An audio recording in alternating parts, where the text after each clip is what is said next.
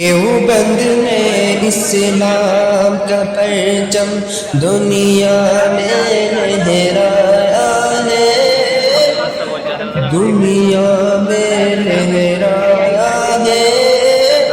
ظلم و ستم کے دور کے اندر حق کا دیپ جلایا ہے۔ دیوبند نے اسلام کا پرچم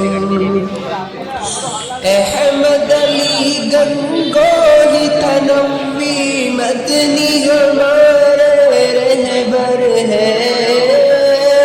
عشق رسول کا سبق پڑھایا کشمیری شاہ انور ہے۔ عشق رسول کا سبق پڑھایا کشمیری شاہ انور ہے۔ اس لشکر کے جا